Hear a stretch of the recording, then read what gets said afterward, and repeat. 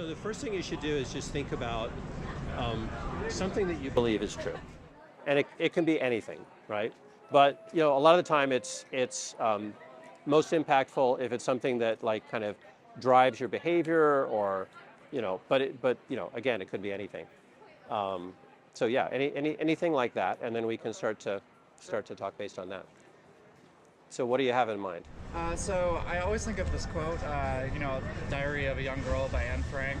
Okay. Read it a long time ago, and it really affected the way that I see the world. And I can't, I don't know the exact quote, but it's something like, I believe essentially all people are good. Okay. And so hearing her say that, or in her own words, say that, I try to remind myself of that every day when I'm dealing with people. Sure. Out and about. So Okay. yeah, Can I clip this on you? of course, yeah. So when you say all people are good, first of all, if you were to talk about your confidence in that belief on a scale of 0 to 100, where would you be? My confidence in that belief, I would say I try to reach 100%. I think that's part of the challenge. Okay. Is that, people are out there doing things that you may not agree with, and you have to kind of constantly remind yourself that, people are essential on an essential level. They all want good, and the reasons for the behavior that they, are out there doing in the world are a lot of times based in their own fears and their own beliefs that are developed for whatever reasons that they have, Mm-hmm. and so they don't necessarily coincide with your own beliefs, but maybe they need to take into account some other things, and maybe you can help them kind of see that Yeah. in a way. So want to be at 100%.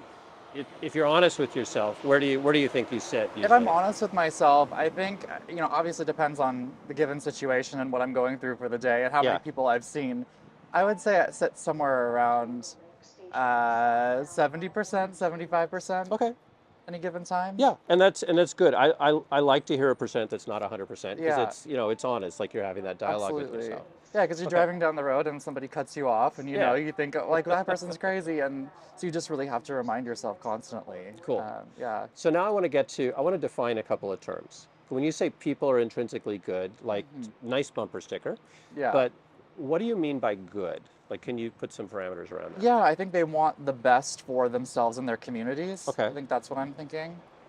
And community, I think that's part of the, you asked me the question about,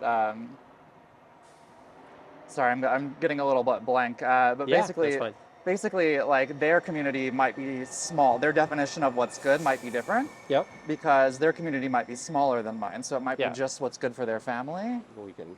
And so if their community is really just, pause for a sec. Yeah, so I think what you're describing is there's a certain amount of tribalism. Like maybe Yeah. people are, like they really want the best for the people most close around them.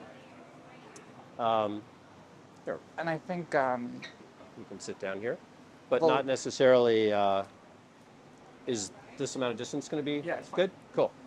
the larger that sphere is, the Yeah. more good I think people essentially are, Okay. because they're looking to account for the world, the planet, rather than just the small group. Whether it's a nation, it's Yeah. their family, it's just themselves and their immediate surroundings. Okay. So I think that's And then when you say people are intrinsically good, what do you mean when you say people? So for example, do you mean each individual? Do you mean we as a tribe, or as a species? Yeah, I think it's interesting. I think it's people and individuals. I'm thinking of kind of both, but it's really tough to picture because especially when I gave Anne Frank as the example, going and visiting her house in Amsterdam and thinking like, how did her neighbors turn her in? Like, how did those individuals turn Yeah. her in? And then realizing in the context that they were living in, they also could have been caught, by the government for not turning them in. And so then there's a huge context there that plays into that. And so I think it's really a dynamic play between the individual and larger society and the context that everybody's in. Yeah. So, Okay. yeah. Does that make Cool. sense? No, that Sorry. totally makes sense. And all I'm trying to do is just kind of like clarify Yeah. our terms so we understand. So we're talking about as a species, humans are intrinsically care for their community. I believe right? so. Is Yeah, I that a believe better, it's in maybe a everyone's better way to best put interest, that? like individually, on a basic level, Okay. to also do good. Yeah. So now let's go from there and let's talk about um, what what is the primary reason that you believe that that's true, right? That keeps you at that 70%. Yeah, I think as I've learned more and more about people Hmm. and their reasons for things, even just biology, like it Okay. doesn't really make sense for people to do things that will hurt themselves or hurt their communities. And so I think that that's really what it's sort of rooted in. Is it's like, Okay. why would you want to hurt other people? It's not really. You see people, do it once in a while, like Yeah. they'll do something that's not in their own interest, and it's really just causing them a lot of pain and causing people around them a lot of pain. Right. And so I think on a basic level, that's kind of how I understand it. Is like, Okay. it just makes sense to be, good, whatever my definition of that is. So Yeah. doing good for yourself and the community, I guess. So if I were to reflect that back to you, tell me if this is right. Um, so you believe that because of biology, humans have an evolved behavior to have maybe empathy for their because it's good for their community if they all support each other. I think Is that the so. idea? Yeah. Okay. Cool. Yeah, concepts like, also just altruism and delayed gratification and things like that, where it's like, you're doing something that makes sense for the good, even if it's like not necessarily seeming like a good thing right away, they still prove to be like good behaviors, for Okay. yourself over Well, time. let's stick with the biological angle because Sure. you said you believe that's your biggest. Like if you're going to do a pie chart, that would be the biggest slice. Yeah. Cool. Why is biology a good reason to believe something? I think that because, I guess another larger belief that I have is that like Earth is sort of part of this system. Like if we kind of expand things up, it's sort of like these tessellations where, our bodies are these little components, these blood cells and things like that. I think the Earth is like a larger part of some bigger misunderstood thing, or something we think we can't really zoom out and see, at least not at this point. And so I think that, biology is really about life on the Earth and how it's affecting the system that we're in. And so it's almost like how doctors study what's working in our body and what's not. And so I think that like basing things off of like what's working in the world, like how are living organisms working together, how are they affecting the planet that we're on, I think that that's really important to me too. So I think Okay. that's another part of good, if that makes sense too. So I want to take it back to my question again. All your answers were great. Sure. But when I asked why is biology a good reason to believe things that are true, I think mostly what I heard was a bunch of other things that biology tells us Sure, yeah. is good. So how can we get to thinking about like biology, or let's say the sciences in general? Why is science and scientific research a good reason to believe in anything? Yeah, I'm not saying it's not again, yeah, right? We're of just course. exploring the thinking and thinking about No, it totally why makes is this a sense. good method? I think my answer to you would be that I'm not really sure, because everything Okay. is really based around humans. I mean, the Yeah. conversation we have, Yeah. all the sciences have been developed by humans. Okay. So that's my very human-centric perspective. Yeah. But if I'm going to choose something human to base this off of, I would say probably like some kind of science Okay. would be, it's peer-reviewed. It's Okay. studies That's and good. things like that are Yep. being done to try and understand more about the world, and hopefully objective, as they can be. Yeah. So there's processes like peer review, like disconfirmation, and practices in science. So you're Sorry, getting more than not to one put. person in. Yeah, in exactly. The So equation, you get multiple lines of evidence and things like that as Yeah. well. Cool. Let's say science wasn't a thing, or let's put it a bit differently. Let's say that science discovers that people actually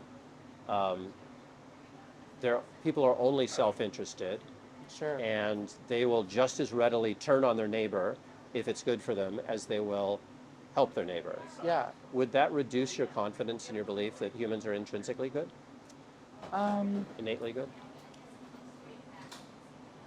I think my belief would be that it would be harder to get people to do altruistic, what I'm calling good behaviors, but Yeah. it could be interpreted differently for different Right. people.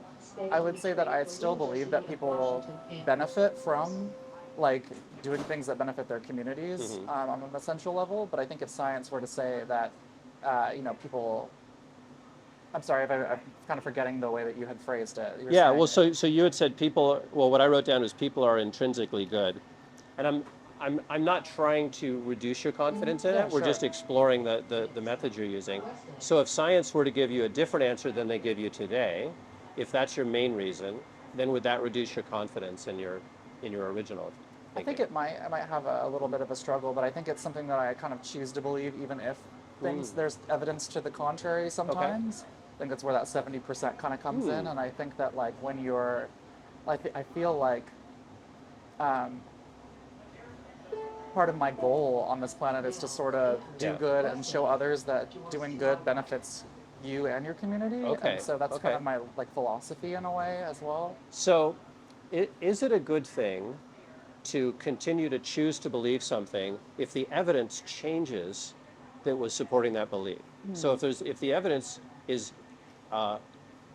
antithetical to the belief instead of supporting the belief, is it a good idea to keep the belief, even if the Yeah. evidence supporting that is changed? My logical brain wants to say like, no, it's not a good idea.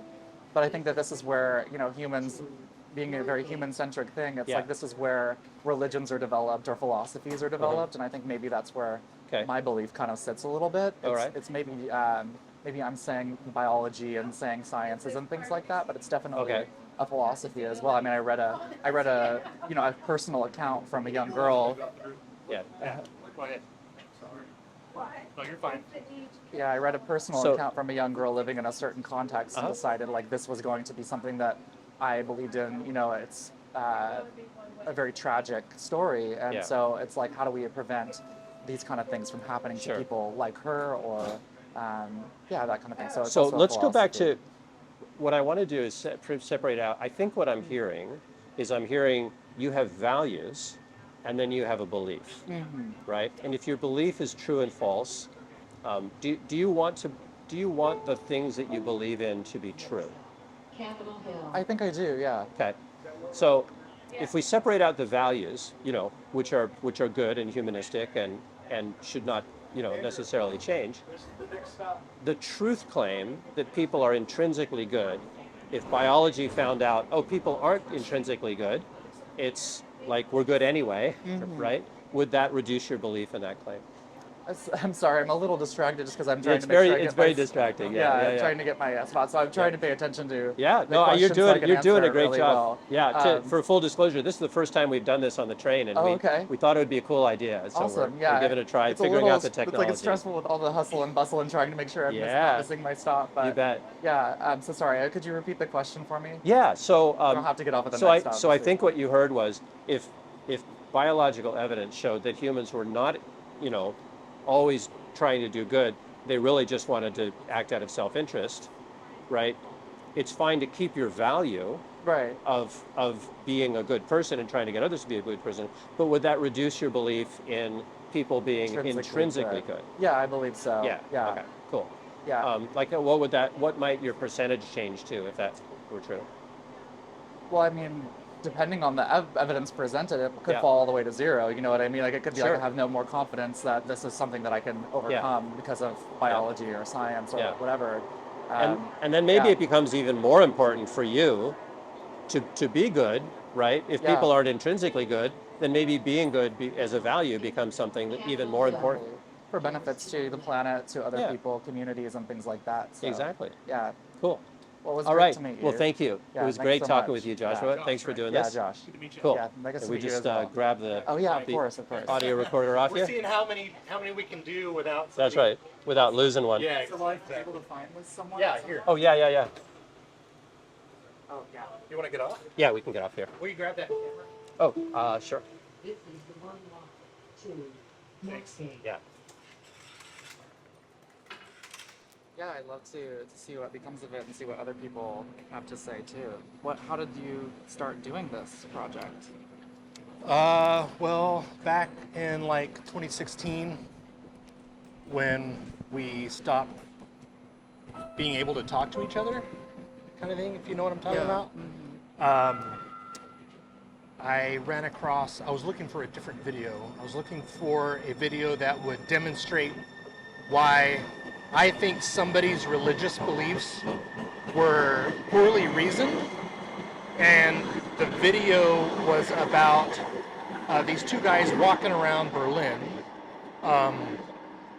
holding a Quran and asking people, showing them abhorrent verses, and asking people if they believed it. And you know, Berlin is a pretty Christian country, and they're like, no, I don't believe anything in that book. Well, they took the cover off, and it happened to be an Old Testament. And so I was looking for that video, and I ran across this other fellow's video that was kind of doing street interviews, not so much about concentrating on what the beliefs were, but how people support the beliefs and why they think the ways that they're supporting them are good ways to support beliefs. Because the reason why this is important, I think, is because beliefs impact the way people behave, and that affects the rest of us, like the way you vote, that kind of thing. So hopefully that answers your question. Totally. No, it's super fascinating. But on the channel, you'll find a couple of hundred interviews, not quite like this. Usually we're just kind of sitting down in a park somewhere. We're evolving the forum to Yeah, exactly. We're trying new things, and that's part of what I like to do too. So we kind of met in the community, and yeah. David is actually touring the country. He's been living a nomad life for a while, partially funded by the street epistemology community, kind of researching and trying different things and meeting with different people. He's been coaching me. I've only been doing this a short time. I've been studying it for quite a while. Yeah. I live out on Westport on the coast, which is why I'm Conversations on the Coast. Yeah. I don't have my own YouTube channel. So I piggyback off David's willingness to film and really coach cool. and help with these interviews. So Well, you're very eloquent, so that's really great. It's Well, thank tough you. to be eloquent on the spot no, sometimes, I mean but it's you really did great. you did really well. I Thank was you so really much happy for- about it. for Yeah. helping us out. I'm running late. I'm so Yeah. fascinated. No. Get, But Look yeah, at the channel. yeah, look at the absolutely. channel, and then you can contact David Yeah, through there it's if just really you like. interesting because I was listening to a podcast. CBC has a really great podcast. Do you want us to walk with you? We're, Oh, yeah, we're if like you don't mind. we're I not actually- we're completely I don't know mobile. exactly Yeah. where I'm going, but Okay.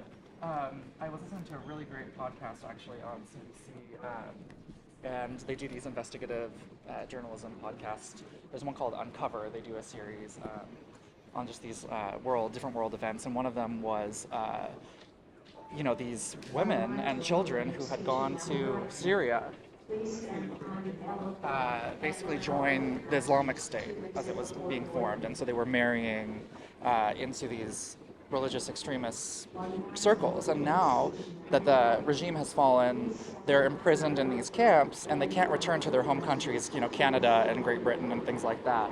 And so it was really fascinating to me to hear from these women. They do, interviews and conversations with them in these camps, and learning like seeing how their beliefs change or are fluid depending on their life circumstances and things like that. And so it was really interesting to me to see how somebody could be sort of indoctrinated via Twitter or something like that through these religious beliefs, and they're being told they're going to be part of this community that they're going to be doing good for, and then it ends up being this extremist state. And then when the tables are turned, they're like, oh, well, I was never really a part of this. Like, I wasn't a part of the Onion. So anyway, this podcast is called Bloodlines on CBC. It's really excellent. So Nice. if you're ever interested to check it out, it's a really CPC? CBC, like Canadian Broadcasting Corporation. Oh, okay, gotcha. Yeah. CBC. Yeah, CBC. Yeah, they have a podcast app, and they're just all wonderful. But yeah, it's kind of been on my mind is like, how do people develop these religious beliefs and sustain them, or how do they change when their circumstances change? Wow. And so Yep. kind of in relation to this whole people are intrinsically good. Yeah. Trying to remind myself that these folks still want good for their kids, their families, Yeah. their communities, but the way that they're approaching it sometimes is harming other people and harming the larger world. So, yeah. I have to kind of check where I'm going here. Yeah. Cool. You bet. Well, Yeah, we it can was let so you go. good We to can get let there. you get on your way. So But great thanks to so meet much you. for Thank you so much. taking the time. Take care. All right, take care, Joshua. Let's step over here. Yep. So, All right, can I turn off this camera? yeah, go for it. Save some battery. Yes. And what I was going to say is, What? Oh, hold on. Okay, there we go. Yeah. Oh, nope. All right, yeah. flashes rapidly to show it. It's, Yeah. All right, let's tap off first. What I might have you do Yeah. is be in charge of that one Okay. and Sure. just clamp it onto whatever whenever we start doing Yeah. something. Sounds good. That'll free me up a little bit. All right, and it's just one press to start recording?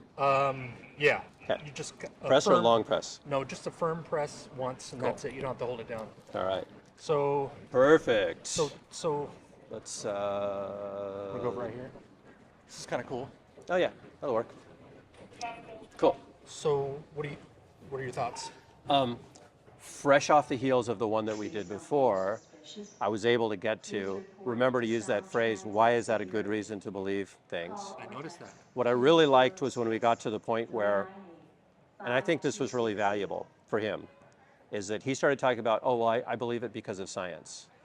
But when I got around to the disconfirmation question, he said, oh, well, if science decided this wasn't a thing, I would still believe it because it's my value and I hold it to be true. And I think he was starting to, started to sound like maybe he had religious reasons as well beneath that for believing that, right? So that's when I really wanted to press him on that because, you know, like, hey, let's take the value out of it. The value is good, right? We don't want to change the value, but let's talk about science. If science is what supports the belief, and if science found out that wasn't true, why would you still believe it, right? Why would you still be it? Yeah. And I didn't phrase it like that. I wish I had. Like, if the evidence supporting it, like, why don't you believe it? Instead of asking that, I interpreted, right? I said, oh, I see you have a value. Let's separate the value. Now would it be? Now would your confidence still be? But what I would have liked to have asked was, if science found out that this wasn't true, that people were just merely acting out of self-interest, why would you still be at 70%? It's the real I think reason that check. would be a much better. If this reason has no effect on your confidence, Yeah, then it doesn't sound like right. an actual reason to me. Yeah, and I got him there, but one of the things that I was wondering, so he did start saying some keywords that I like he said peer review, right? So he does have some understanding of why science is a good reason to believe things. We didn't really get too much into that, but I kind of wanted to push him more towards that because, because it turns out his real reason was he wants it to be that way, not that science says it's that way, right? And hopefully he takes that away, because I don't think we said that in so many words, but I think we kind of teased that out, that there's a value there that's driving this that's independent of the actual evidence. And how does your relationship with being convinced that science is a reliable way to find out things, Yeah. how do you think that influenced what you asked?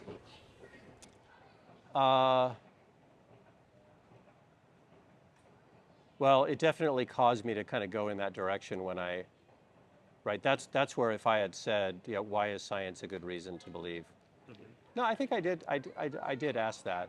Yeah. But I think knowing what I do about science, I kind of seeded that by talking about disconfirmation and I was peer hoping he'd review say and some because of these things. because it's about testing, and you can test it. Yeah, I yeah. was waiting to hear that. yeah, But I guess I was looking for it and I didn't find yeah, it. But, yeah. but yeah. Cool. Attention That was fun. I'm having a blast. Yeah, this is the fastest I've actually gotten. Now, part of like what I'm learning from you is like approaching people directly actually works, probably more often than I think it would. I generally try to be a flame and draw moths to me, but I'm like finding like approaching people seems to work a little better. Yeah. Yeah. I wonder how much this is going to change the way you and I do things in the field. Yeah, I don't know. My lifestyle and where I am when I have time to do this doesn't lend itself to me doing this here. But this is like a special trip. Like I've worked my whole schedule to be able to be here and do this. So it's not something that it would be easy for me to do on a regular basis. But you know what I'm thinking now? Ferries. You get on a ferry, you have 30 minutes when people have got nothing to do. Yeah. Yeah, I've thought about that. People have asked me, like, Well, you got the ferry on the Yeah. logo. Now you know. that's an expensive way to It go. could be, yeah. Yeah, it depends Yeah. on if you take your car or not. No, you wouldn't take your car, right? But even if you walk on, it's like it's I don't know. I think it was $16 last I knew, and I'm sure it's gone up since then. Yeah, it's probably well over 20 at this point.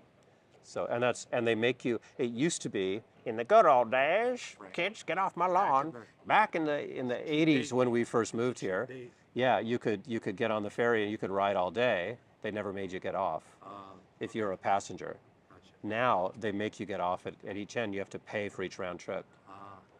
So that would be an expensive way to go. But I guess what I was asking is, how does doing this affect how we normally do it? You know what I mean? Like, how does this change the way I approach or try to engage people, even if I have the Yeah. sit down setup, or how it you're would saying change? like, would we use a mobile setup and just wander around and find people? No, not necessarily. Rather Just than how is this going to affect the way we do it, the way we normally do it? I mean, it seems to me the thing that we've changed here is the mobile aspect of it, not so much the way the conversations happen. Right. But so there's two things that aside from that, I mean, the other thing is for me learning to approach people as opposed to just just bringing them to me. So that's difference. yeah, because that's where I think you added a lot of value when we were in Westport. You would just say to people, "Hey, are you interested in a 10-minute YouTube interview?" Yeah. I think I was. Oh no, you and I were talking about this earlier. Like the fact that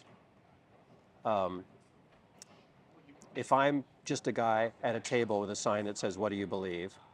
and I'm in the middle of a tourist section of a fishing town, people are going to be really suspicious of that, right? They don't have a box to put me in. Yeah. And belief is a And loaded belief can be word. a touchy, like they think, oh, he's a religious zealot or he's something like this. If I'm saying, I'm doing YouTube interviews, that's a box people know. They know people have YouTube channels. They know people have a shtick. They do something for YouTube. That's something they can immediately feel comfortable with because they can box that in. Now the fact that I don't focus on the technology. I have a YouTube channel, but it's not where I wanted to go with this. Right, that's interesting. So maybe if I start going out with an audio recorder and say, hey, are you interested in doing a short interview? Right, that helps people, triangulate me and feel comfortable with where I am. So I think that's helping me here. Because I don't think I would be comfortable buttonholing people on the train if I'm not filming or recording it. Right, because I think people then are really suspicious of, well, what's his motives, what's he selling, what kind of thing. But if they see I have a field recorder, right, then they say, oh, I see, okay, oh, you're gathering these, what's this for? Oh, it's just this research project, I'm in this community, and we share these videos, and it's this way of, right? So I think that helps people feel comfortable, and I think that helps get more people engaged. Yeah, I think we are much more comfortable if we can categorize things. Yeah. Cool. Well, we're in Capitol Hill. It's after lunchtime. I haven't eaten and I'm starving. Let's eat. Let's go grab some lunch. Cool, let's do it. See something suspicious?